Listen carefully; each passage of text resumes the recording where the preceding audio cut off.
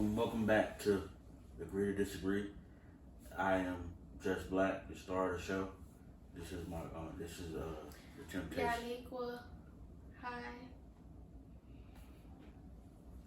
On this episode, it's gonna be called "Ask Me Anything," and you're gonna have the opportunity to ask me things that you want to ask me. Okay. So yeah, this is your mic. Say hello. Your mic. Say hello. Say hello, your mic. Say hi. Hi. Oh, that's your fancy way. What about this one? Hi. Hi, Mama. Okay, you're not gonna do that. Okay, so ask you anything. Okay, so the first question that I want to ask is, how do you feel relationships with our parents affects our intimate relationships? I mean, I think with parents or whoever was in charge of raising you, or a combination of all those of your parents, and then sometimes things change where somebody else is in charge of raising you. It all contributes to your trauma. That's just how it works. Even if it wasn't necessarily a bad thing, or it was done with malice, or even it may be like small little idiosyncrasies that your mom or your dad or whoever was in charge of raising you has that may interfere with them being able to have healthy relationships that they maybe didn't diagnose, and then you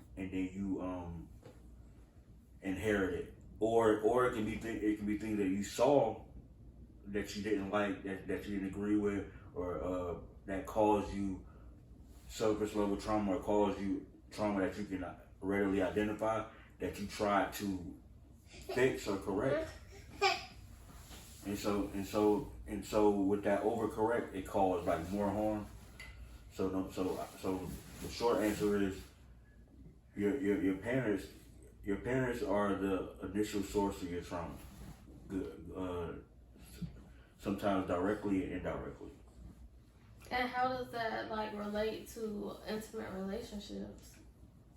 It relates to how you build and cultivate all relationships, and intimate being the most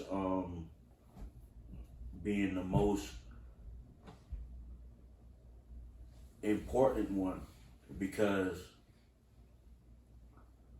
it's the relationship that outlasts having to care for your children, because your children eventually get older and they have families of their own, and then after that, I think the human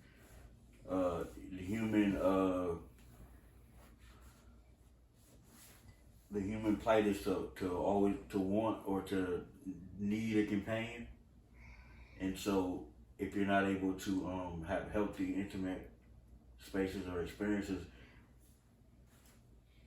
then it'll spill into your children's adulthood, or even your children's maturation, and it'll also spill into just your regular life, because you're not able to have somebody or have people or spaces where it's just that bond or that covenant.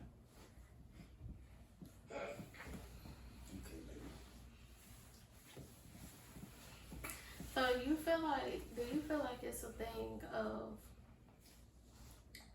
just what you see from your parents, or is it also genetic, or can it be genetic? No, I don't think it's genetic. I don't think it's genetic at all, because it's like learned behavior.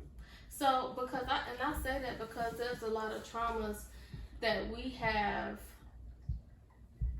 like as Black people, period, and some of it can be from what we have seen, but I do feel like some of it can be like genetic type of imprints.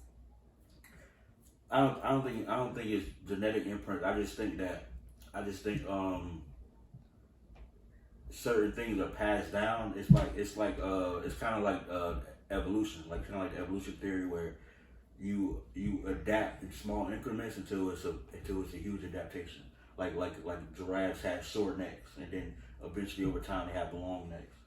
They didn't like wake up the next year and have long necks. But what about all the animals in between?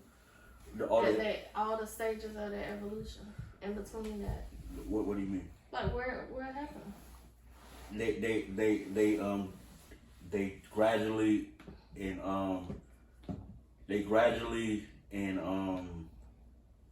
they become extinct. Based on what? Because the animals that didn't evolve or that. No, the in between the evolutions, like if they have small necks to begin with and then they start growing over time, like the stages become extinct until now we left with the product that we see today.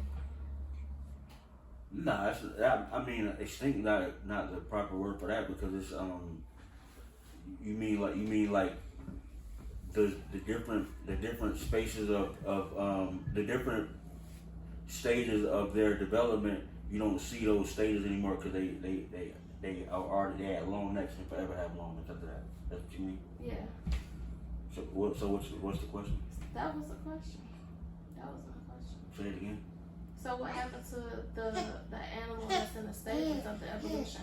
And I'm asking that because, like, if we talk about, if you comparing that to like humans, and you are basically like taking on certain parts, or I'm taking on, or people are just taking on certain parts of their parents, their relatives, like certain aspects from them that's learned.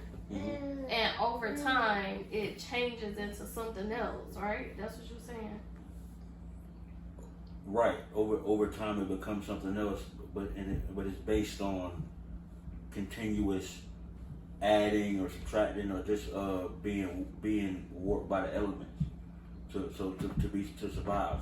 So not to go too far to that pendulum, so that we miss the point of what we're talking about. So as opposed to it being inherited like through genetics, it's more so habits evolving over time. So and I compared that to giraffes evolving, because they just basically adapted to their surroundings, or else they would die, because their food was higher up. And so our trauma is passed down, or our way of doing things is passed down over time. So a lot of the problems that we have, in my opinion, or what I see, and not just black people, but as people in general, is the disconnect between the masculine and the feminine, and people making it into two things, and then those two things mutating into other things instead of it just being the balance of both. So, point being, let's just take it to slavery, so we have a start point. So a lot of the trauma has roots in slavery, and in the transatlantic slave trade, because it was based in our survival. So our family dynamic is different because it was forcibly separated, or it was kept apart and agreed upon by the powers that be that are separating it, and then the people or the slaves who are a part of it to survive. So the powers that be say, you guys can't be a family in this way, or you guys can't operate as a unit in this way, or you guys will die or be harmed, or a combination of the two. Then the oppressed being accepting that so they can survive. You know what I mean? So little things pass down on how we do things, and some of the like gender norms and like things that we live by today as a part of the programming today is based on a template of our oppressors. So we do things, or we aspire based on how they've set it in place, and then and so things kind of get warped over time. And so the point is, these things getting warped over time, you don't notice in the moment that it's warping, and it just continues to change based on the warping. What's wrong, baby?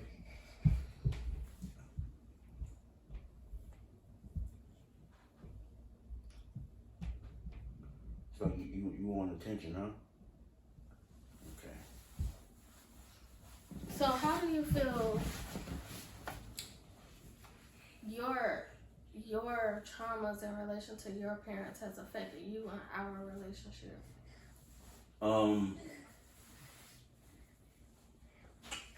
I think the way it affects me and affected me throughout my life is being raised by a single mother, and then also being raised by a single mother who was from a foster care system. So she has a host of trauma that I can't begin to unpack or even know about. And so her idea of what it means to raise a little boy and then eventually a little girl, just raising children at all, interfered with, in her circumstances, on top of that, interfered with me seeing and understanding the proper balance and being loved by a woman, even if it's on just the level of a mom and a son, and which I don't think is unlike a lot of people where from similar backgrounds as me, is because I think women have, or just in our society, we have this thing like if a woman is doing it on her own, she feel like she has to be super hard because she's missing that what she believes a man would instill in a man, and then her natural feminine energy and wiles and nurturing and just her natural state of being a woman is kind of blocked because she feels like as raising a man, she's not supposed to exude that. You know what I mean? So how has that affected you? So it affected me because I didn't understand that as a child and as a young adult. And so what you're saying now is the logic that you have given to it. Right. It's but it's based on reflection. It's based on just looking back in retrospect and then understanding, or at least having at least a little understanding of how the masculine and feminine work and how energy how we interact with each other as human beings, and understanding how it has guided my pursuit of women, or women and the women that I pursue, and then how I interact, how I court, how I get a woman. So how? Like how has that affected how you pursue how has it affected? Yeah. Because for a long time, and maybe still today, I was subconsciously finding myself looking for women who made me feel like they cared or they loved me, or just looking for that love from a woman.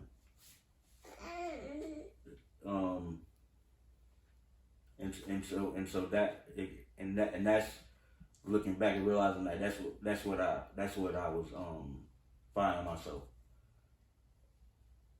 in those spaces, looking for like that void to be filled, and not realizing, not understanding that that's what that was.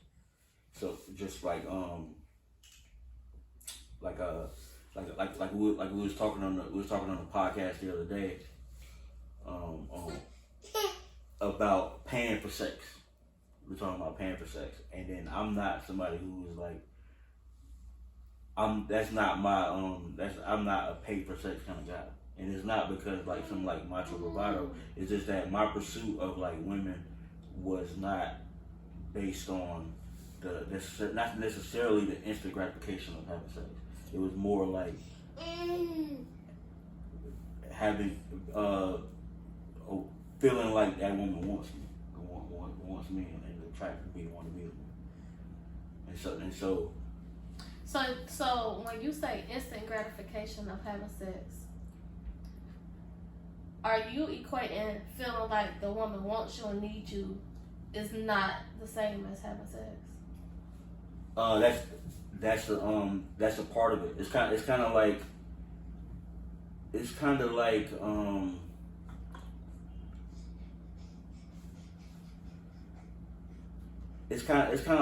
say you go get your nails done. It's kind of like if you pay to get your nails done or I pay to get your nails done. The feeling is different.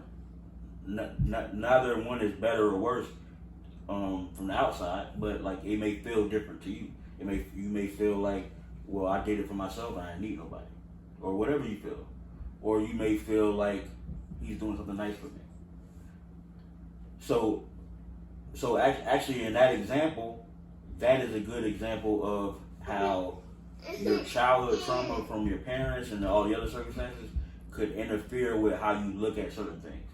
You know what I mean? So if you had some kind of like blockage or trauma as a child, you may feel like you don't need no man, or you may feel like you don't need no woman, or you may feel like you don't need nobody to buy me nothing, or I can buy my own stuff.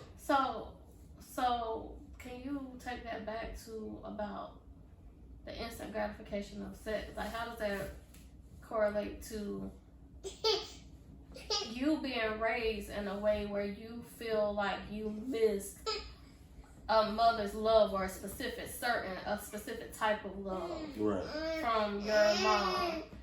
And now, like you had just gave that reference, like you not the type of man that is gonna pay for sex because you don't that instant gratification. Like, so because the reason why I ask that is because some men, they literally get that instant gratification of being seen, being heard, like not just sex whenever they pay for sex. It's like more than sex. Right. Because they don't feel that within their relationships at home or with other women that's in their life, like in their personal life, day-to-day life, like they don't open up and show themselves. So when they go to that route, it's a stranger, and sex is a big part and it's involved, but they talk a lot or they feel seen and like they go through that.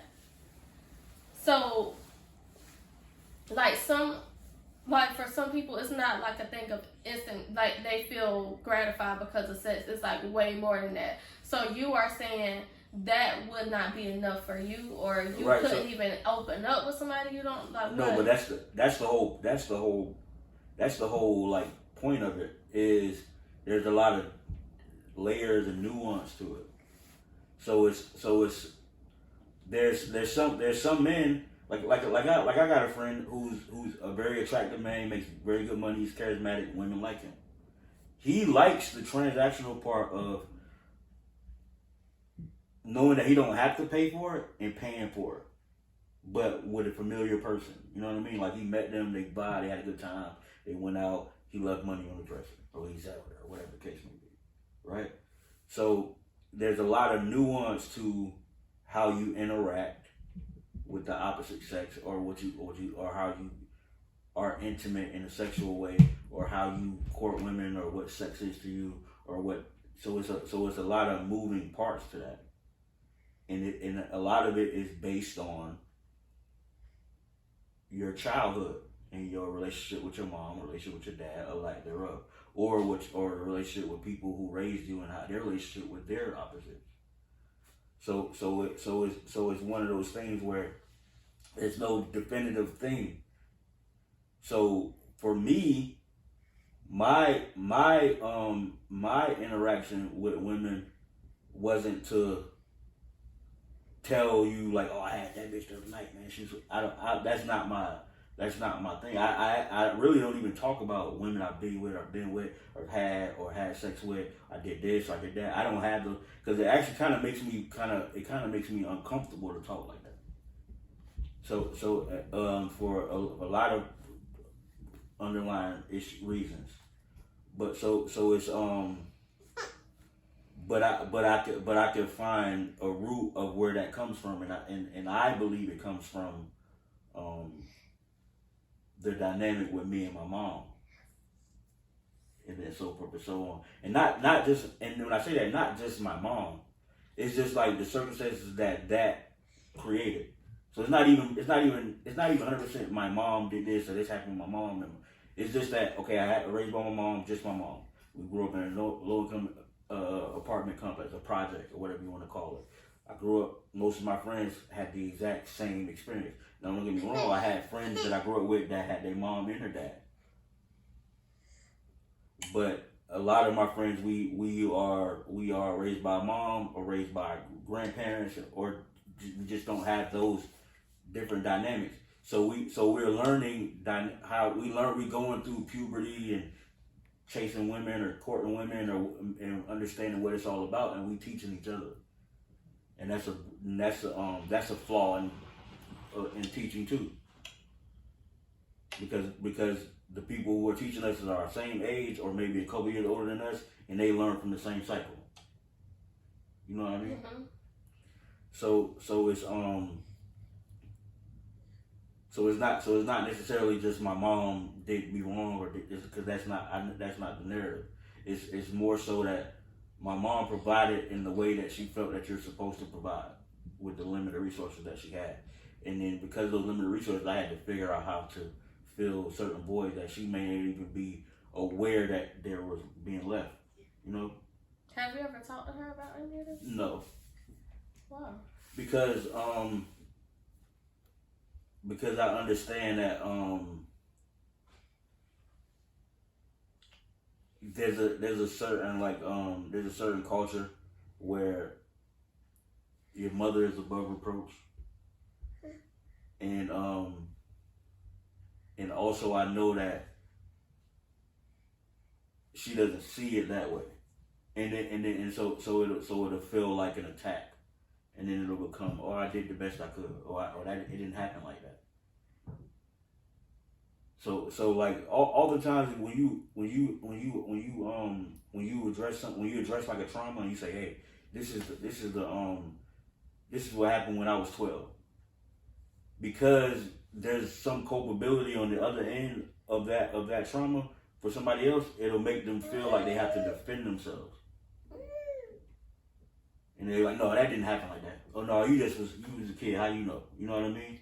So it's one of those things where. So what happens if she say, I fully acknowledge like everything that you felt and everything that you experienced, like everything that you are saying, like that you experienced? Because she won't. But how do you know that? Because I know my mom. I've known my mom for 35 years, and I think a part of knowing my mom and part of healing or growing from that is understanding that you're not gonna get the closure you think you're gonna get by saying, "Hey, this happened on your watch," and being okay with that and not having any like animosity or like anger because you don't have the same perspective.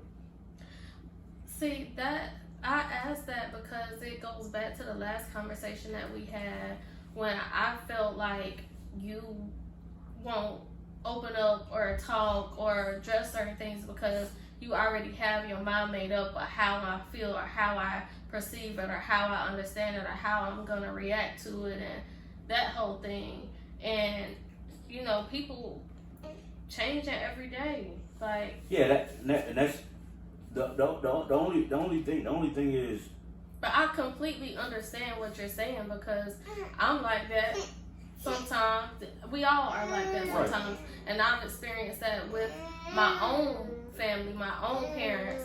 But recently, within like I will say these past 2 years, like I've been able to have conversations with them that I don't feel like I would have ever been able to have, and not because they agree with me or they just not because of that, like because they listen and acknowledge another perspective outside of their own.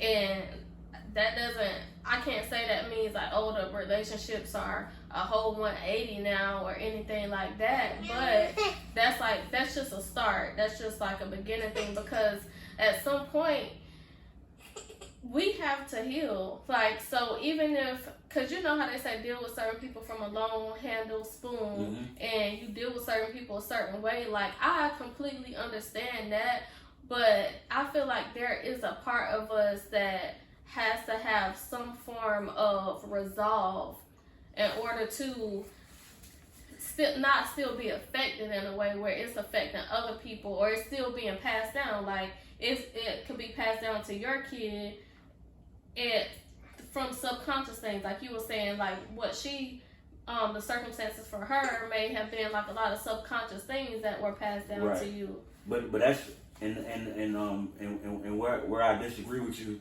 is I understand that resolve doesn't mean that both parties have agreed to disagree or agreed to agree. It just means that I understand it. So it's like certain things where I don't have to talk to my mom about this stuff because I understand. So I'm not even blaming you. I'm not even saying you did this and this is why I'm fucked up. It's the same, because the point is, no matter what with your parents, even if they meant well, you had a mother and a father, y'all, and they made middle class to high class income, and they was always ever present. They can still contribute to your trauma without knowing or meaning to.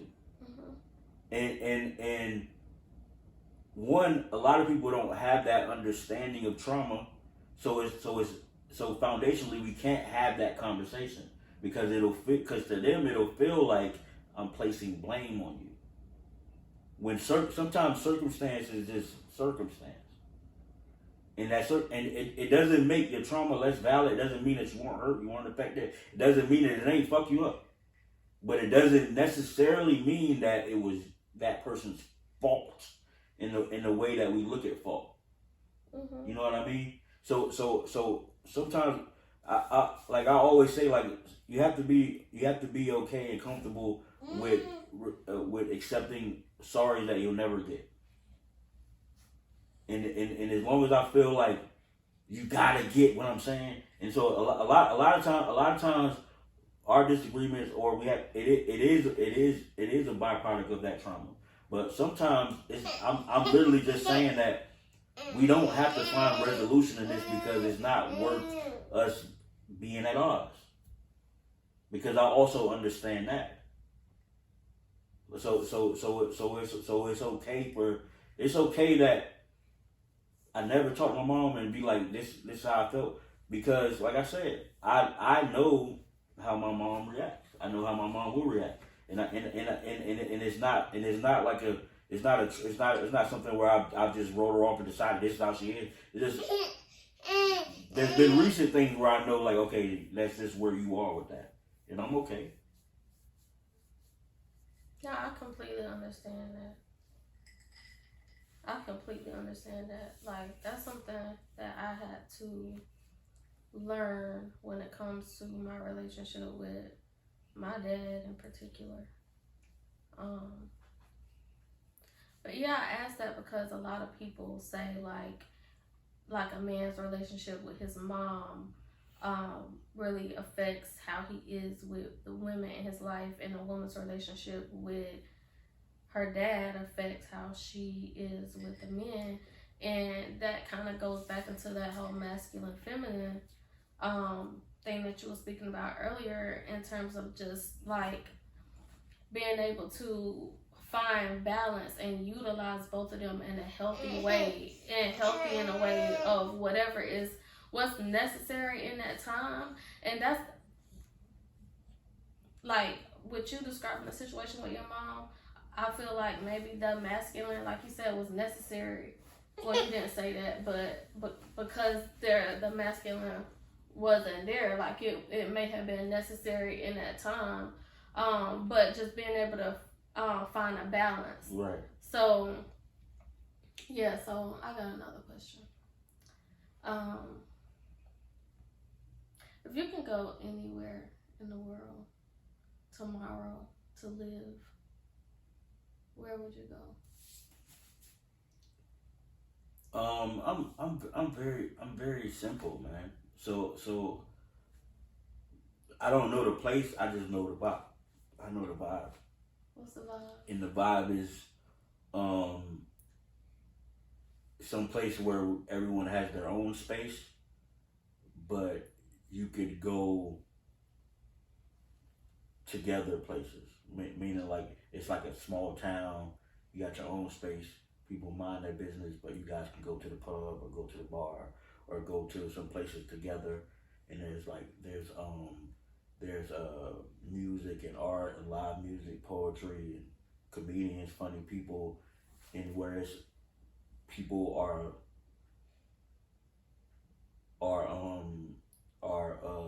just exerting whatever energy that they exert, and then we all collectively could receive it or not receive it. So do you feel like that's more of like a because as you're explaining that, I feel like it's a space that can be occupied in any location. Right. It could be. That's kind of the thing. I like to relax. I like to relax, especially in my and even mine. This stuff like changes and varies. So right now, I'm 5 years older than you, and I left the house relatively early, and I was whatever up and down. I had to figure it out on my own. So now I'm just at a place at 35 where I'm just down to just relax, chill. Cause one time we was talking about. I think somebody had brought up like one of my birthday parties, and they was describing my birthday party, and it was like, oh, this happened, and this was crazy, and I remember you did this, and this happened, and man, I missed your birthdays. And then you was like, you looked at me, and then you said it joking, but you were serious. You said, did I make your life boring? Oh yeah, I remember having that conversation. And nobody was saying that though. You had already told me a few times about your birthday. Oh, okay. And I just thought and you was like, did I make your life boring? And it's like I'm just at a space in my life where I'm down to just relax and get some money or success and relax. Like I don't have to be like known or popular. I don't have to be out. I don't have to. But don't get me wrong. I will go out and have a good time, but I don't need to do that every week. I don't need to do that twice a month. I don't need to do that necessarily. So it's hey, what's going on? You like to be the center of attention. You must get that from your mom. She definitely get that from you. Most definitely.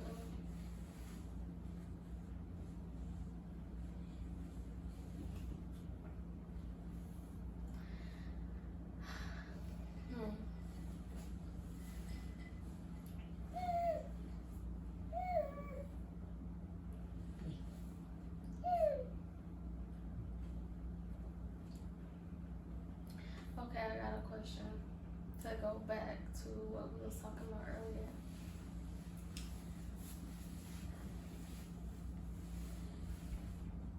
What is your definition of intimacy? My definition of intimacy is being like completely vulnerable. Completely vulnerable with a person. What does that look like?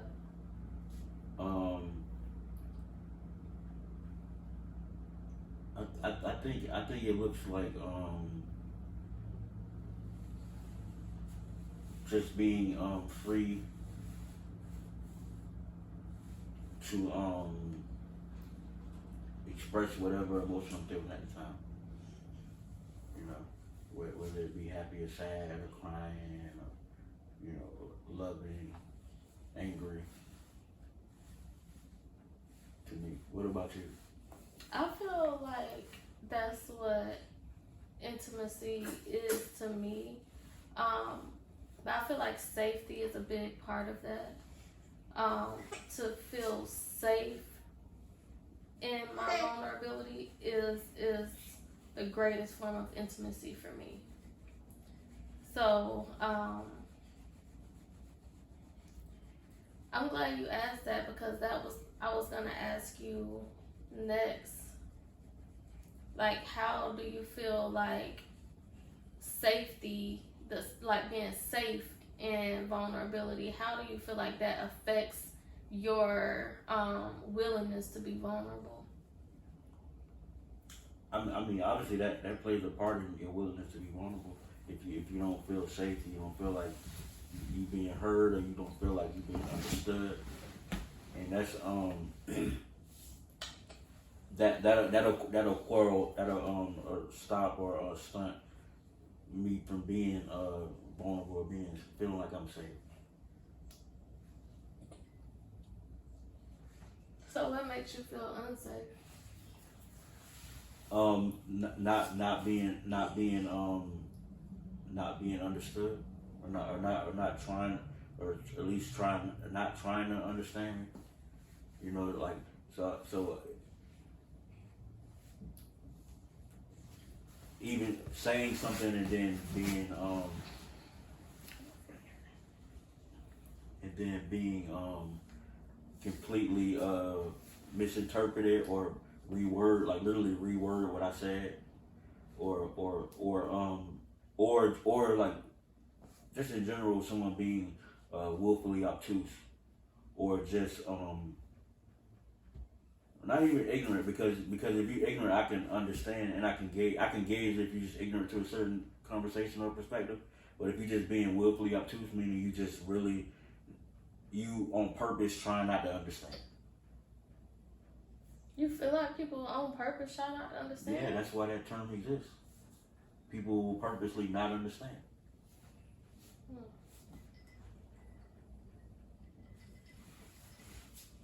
I feel like what makes me feel unsafe in my vulnerability is when not necessarily people purposely trying not to understand, but when people are so much into themselves and their ego that they can't understand, or they can't see,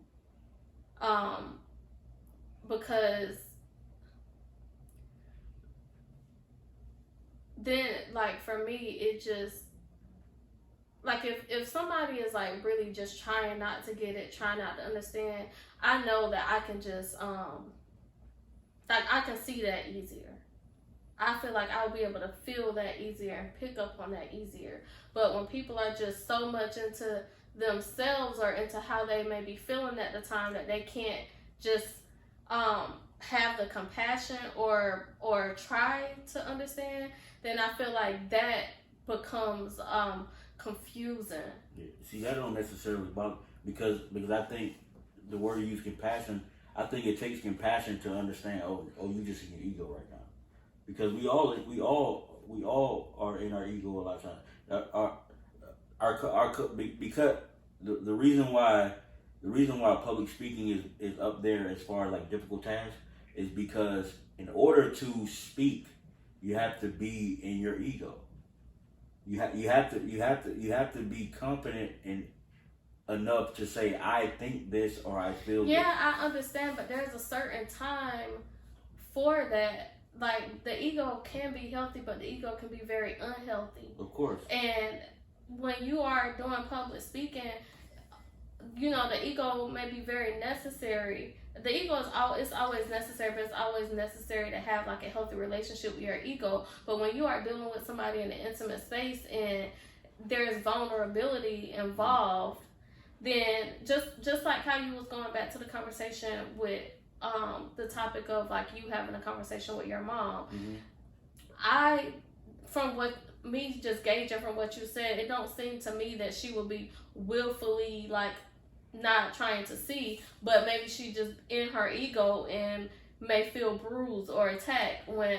Right, so, and so my point in that is exactly that, and my point is also that that's okay. Right. Okay. So for me, that is okay. Like, it's one thing to say, okay, I understand that. I do have enough compassion to understand that, but that doesn't make it safe for me. Right. But this is the thing though.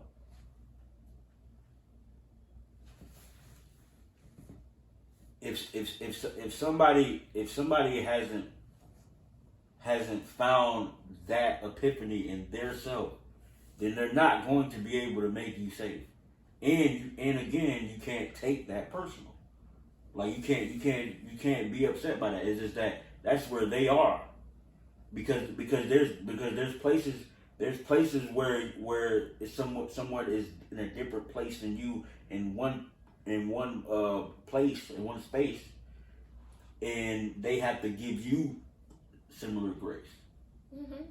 So it's important that that's what I mean by like it's okay, because I understand that, okay, that's where you are, and I've come to the realization and understanding, and I'm relieved to understand that you may never not be there. And even that is okay. But do you still have the understanding that they may be there? But that's okay too. But a part of the resolution is being okay with either scenario, if it ever happens, if it never happens. Yeah. I mean, I get that, but like I said, for me, it's when a person is in their ego so much that it clouds them from being able to see me in my vulnerability, then I withdraw. You take offense. It's not necessarily taking offense. It's becoming defensive. Yeah. No, because listen, it's not. For me, it's not a thing. Like, even with you, like, we're saying the same thing. Yeah. Because in that situation, you saying like you realize that, you know, it may never be a certain way, so you become okay with that. Yeah, of course. That's not taking offense, or do you consider that taking offense? No, but it is defense, because it is like, okay, I'm not gonna let you hurt me with you being human. But also, in what you're describing, it is offensive because you're offended that they're being human. I'm not. How are you relating me saying that to being offended when I'm basically saying the same thing, but your situation is not being offended, it's being defensive, when I told you for me it's been offensive. I won't be offended. I can't be offended because I understand that, but like I said, it still renders me unsafe, so I have to do what I have to do to protect myself. But that doesn't mean, oh, I'm just upset with you and you just not here, you not, whatever the case is. But I still have to understand that, okay, I'm not being seen in the way that I need to be seen in my vulnerability for me to be safe right now. So I'm not going to expose myself in that way. Right. And that's just that. Because I've had, like I said to you, these past few years, like, I've had conversations with my parents that I have tried to have with them before, and it was very difficult. Right. It was very difficult, but time come around and the opportunity presented itself, and then it's like the conversations had to be had, and they did, and they went a whole lot smoother than they did before. But I still allowed myself to have that conversation, even knowing how past situations have been, even knowing that, you know, I think it becomes like, of course, like, your discernment is now strengthened, but also like your level of protection and knowing how to still be vulnerable and protected in a way, like, it changes and it strengthens in a way. Like, as you kind of learn how to deal with people, but when you know certain things is necessary to be addressed. Because sometimes like shit will still be holding on to you, and you may or may not realize it, that it has to be addressed or released in some kind of way, even if it's not directly with the person. Like, it has to be released from you in a way. I think just doing it with them kind of allows them the opportunity to do the same thing. Right. It's just, see, unfortunately, maybe not even unfortunately, it's just that some people aren't okay with unpacking. So and so if you're not okay with unpacking with yourself, then it's hard for you to unpack with someone else. So it's one of those things where you kind of have to be okay with people being on whatever level. Not even, I don't like to say level, because it implies that one of us is higher than the other, but just in a different space, in a different place with that particular thing. That's the hard part about it, is that it's layers and it's intricacies and it's nuances to all of it, and it's not just one size fit all to every situation, every issue. Yeah, I feel that. Have you ever went on like an apology spree, or just said your apologies to people that you felt that you needed to? Like multiple people in a certain time? So the short answer is no. But I tell you a story. I used to host this clean open mic in Winter Springs, and it was owned by this one guy, and it was ran by some guy that I knew growing up. And me and the owner, like, me and him kind of got along, whatever. But he had like a real he was like real like snarky and like condescending, but not so much to me. But he had his times and moments, but I didn't take it no way. But long story short, anyway, he called me years later, and he was like, he basically called me. He reached out to me, say, "Here's my number. Call me." So I called him. He said, "Hey man, I don't know if I ever did anything wrong to you or fucked up to you, whatever. I apologize. You can take it or leave it. But if you don't take it, then that's fine." And I was like, "Nah, you good? We good." And that was it. He's like, "All right, man, have a good day." Boom, it was that. And I don't know to say I vowed, but I never want to do that. I never want to because and that was his way of addressing it and freeing himself with that, and that's fine. But for me, that's kind of like that's not real accountability, to be like, well, if you felt this way, then I'm sorry. And even though he never wronged me in any So you vowed to not apologize, no, or to not do it in a way he did it. Not to do it in that way. So now I've had conversations with people when they're ready to have conversations. You know what I mean? And that's different. That's different than me saying, because, and like I said, granted, in that situation, in my mind, he hadn't done any wrong to me. But that could have been, I just didn't realize that time.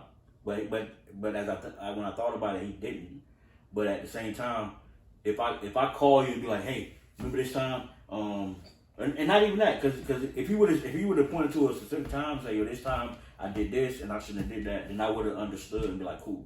And then anytime after that, or anytime like that, and maybe then I apologize. Then that's a different apology than a blanket apology where, like, "Hey, if I made you mad one day." Yeah, but I'm not talking about that. That's not what I mean. Right. So the point is, the reason why I bring that up is I don't go on an apology tour because some people are not ready for your apology. But do you apologize for the other person, or do you apologize for yourself? You apologize for yourself. But sometimes because if I look back and I perceive that I've done wrong to you, If you don't perceive that I've done wrong to you, then it comes off as weird. Even if I break it down to you, hey man, this one time Why does it come off as weird? Because has somebody ever apologized to you and you didn't think they did anything to you? I mean, somebody have apologized, and I didn't take it in a way that they was apologizing for. Right. But it wasn't weird to me. What? It was just they were in a way, because I already perceived it as they're in a way right now, or they're maybe going through something right now. So I'm not even taking it like that. So when they came and apologized, I immediately understood, because that's what they needed to do. Yeah, but I don't even mean it like that. I mean, see how you like analyze, like, okay, that was fucked up, but they didn't mean to be fucked up. I'm talking about you didn't even feel like they were being fucked up at the time. Even if I wasn't, even if I didn't feel like somebody was being fucked up at the time, and they came back and apologized to me, I asked you, has that happened to you? I don't know. Okay, so the reason why I asked you, has that happened to you, because it's a different feeling than we both know that we had an issue and I apologize for it. Because in the same way where they could have been doing something because they going through something, I could have perceived that I wronged them because I was going through something. And so for me to apologize for it, it could come off as, what are you talking about, man? So even if that's what it is, and you're apologizing for yourself, you're apologizing for you, how you treated a person. Right. Why does it matter how it comes off to them? Because again, like you say, if the apology is for you, then you have the conversation and internal dialogue with yourself. I don't have to go find you because you weren't wrong. Whatever I was dealing with. But internally. That's you. So this is the thing. So if the apology is for, let's say you wronged somebody, and you feel like you need to apologize to them, right? And you go and apologize to them, and they feel like, I understood. It is what it is. Right. Now. Like, because the reason why I say that is because if the apology is for you, yes, you have that internal dialogue with yourself, but the point in apologizing is so that you can address it, like, right. So the point I was making, and we'll leave it here, because I don't necessarily agree with the premise of an apology tour, because apologies are, there's a right time for apologies, and only those individual circumstances when the right time is. And so if I'm just calling a bunch of people who I've wronged, or I'm taking my stance and what part was wrong, then really that's a selfish act. I'm being selfish because I'm trying to force healing on your end by apologizing to you. How? That's just how I see it. But how? That's how do you see it as a forced act, though? Because they may not be ready for an apology. They may not feel like they want an apology, or they may not never want to hear from you again. And in each case, that's their life experience, and that's fine. But if I'm just be like, hey man, I've been seeing a therapist, and they told me I should apologize to people I feel like I've hurt, which is what most people who do apology tours, that's where that comes from. So I don't feel that, because if you never did one, then you can't really necessarily say how most people, that's where it come from. Because I've done it before, and I didn't just call up a whole bunch of people, but it was because like how you said, there's a time for an apology, and you both know when the time is. I feel like sometimes both of you won't know when the time is, because somebody has to be the initiator of things. Right. And when I have done it, it's because I knew that it was time for me to apologize, because before then I could not see my own wrongdoing. So then when I got to a space that I could see it, then I did, and it wasn't to force anybody to heal or anything like that, but I realized that my interaction with them, just like any interaction that we have with anybody, it it's like a series of events that goes on after that. And I realized that certain interactions that I've had with people has shaped how they move after that. And that's my whole point is that's fine for you. I disagree. And so it's one of those things where because I have no problem with saying I was wrong. This is what I was thinking when I did that, but I was fucked up. I have no problem saying that. I feel like it takes a lot for you to say that. Yeah, but I have no problem saying it. But also there's people who don't accept those apologies. They don't accept the apology no matter how you say it.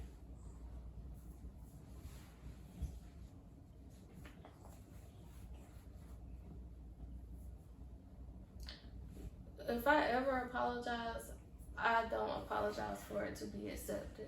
I mean, it feels good for it to be, but I never do it for it to be accepted because I've already like accepted it within myself. I just come to a space where I feel like it's time for me to kind of face how I have behave with other people and to just kind of confront that in a way. But I feel where you're coming from though, because if it's personal within yourself, then it don't necessarily have to go to them. And I feel like that's a level of release. Like I write a lot and I come to terms with a lot of things within myself when I'm writing, and a lot of the traumas I've released on paper, but I haven't necessarily went to these people and had these conversations about it because it has already been released from me, and I don't feel the need. And sometimes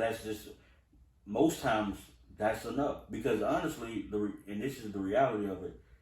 Some people don't want your apology, and so no matter how you apologize, it may come off as selfish, or it may come off as condescending, or it may come off like you don't get it, or it may come off. So it's one of those things where it's like, yeah, because you can apologize based on how you seen your wrong, and I may have seen your wrong completely different.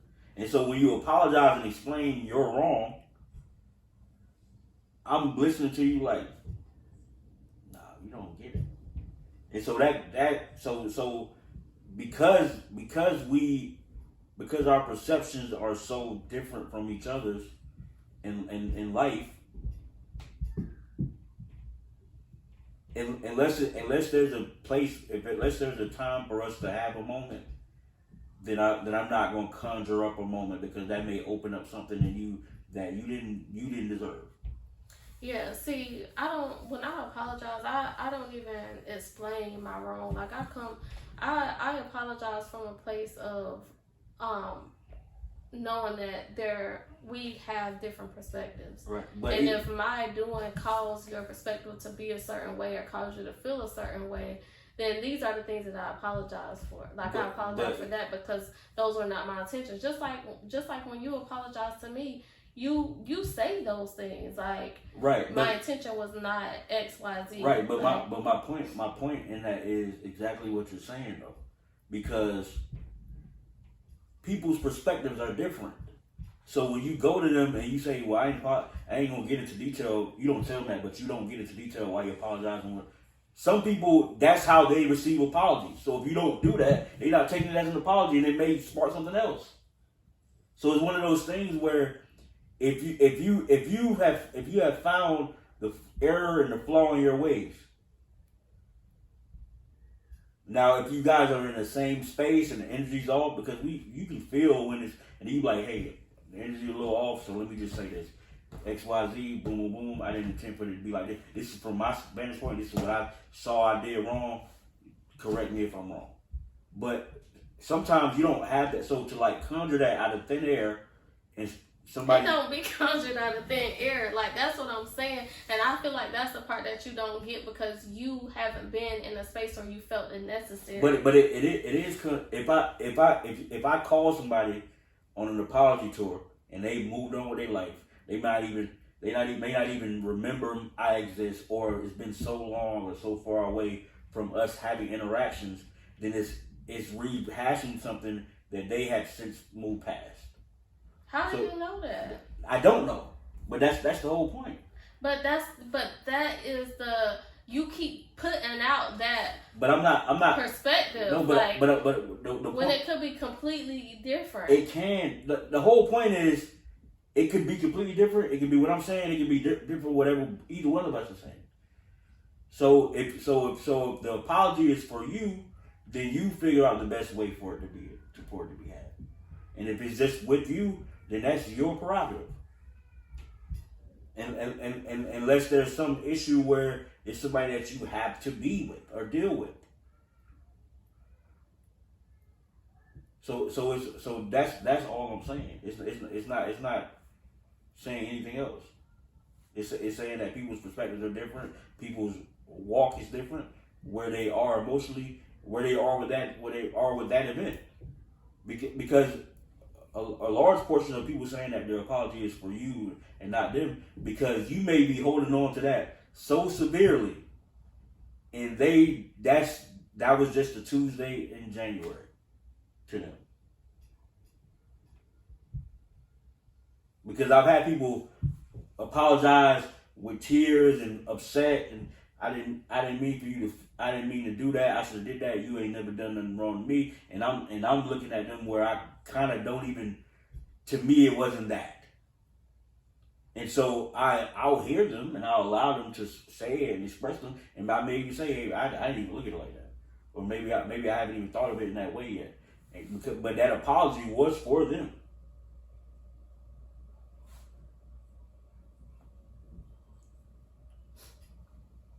What question you want to ask me?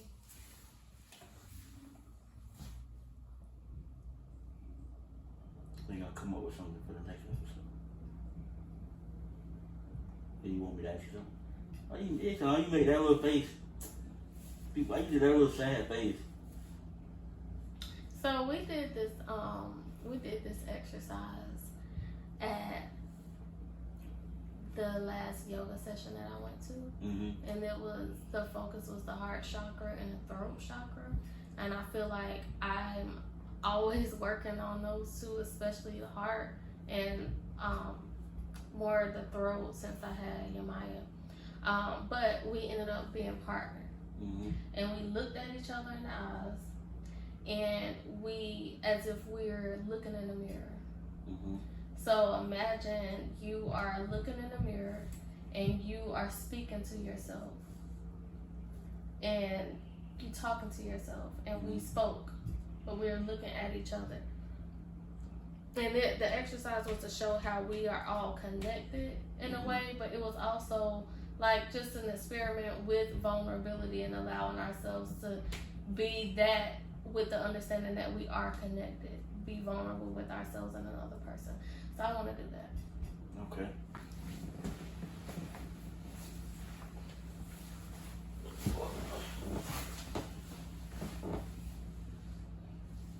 Okay, so you're gonna go first. You gonna go first? No, I'm not. I mean, I don't know what to do. I'm not. You are looking at yourself in the mirror. Okay. And you are speaking to yourself, and what are you saying to yourself? I don't know. You have to go first. Okay.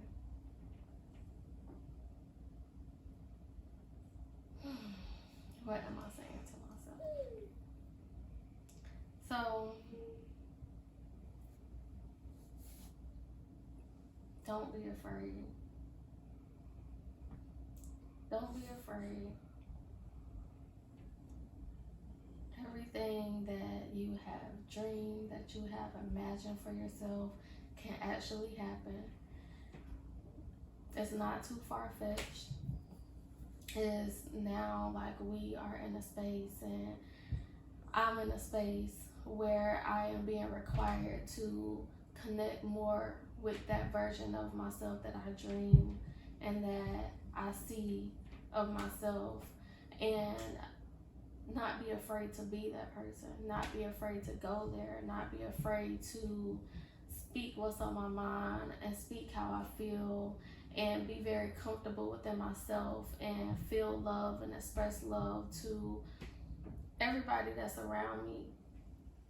not to stop myself or hinder myself based on what I may think somebody else may feel, but to really fully like feel myself and just go for it. Go for whatever it is that I need in my life right now, everything that I dream of having in my life right now, with no fear. And if there is fear, to trust that I am protected enough, trust that there's enough love around me to keep going, to keep moving, and to do it anyway. And if I fail, don't be hard on myself, and don't assume that somebody else is going to be so hard on me that there's no room for error, that there's no room for me to mess up, that I'm safe enough to mess up, and I'm safe enough to be supported and getting back up and to keep going. Okay.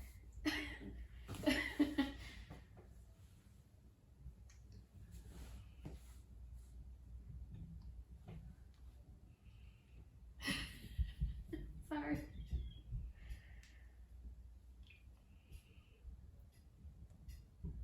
Jeremy, it's okay. You can relax. You can relax. You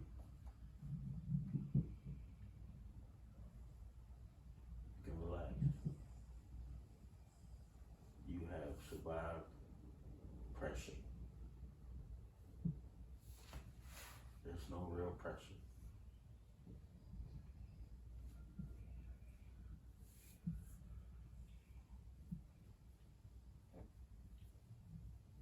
There have been things that you have envisioned or dreamed that would be,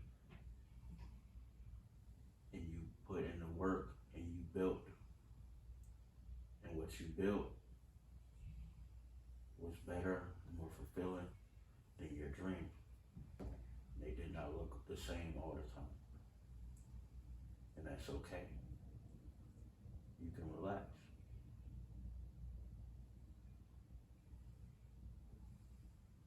And I love you.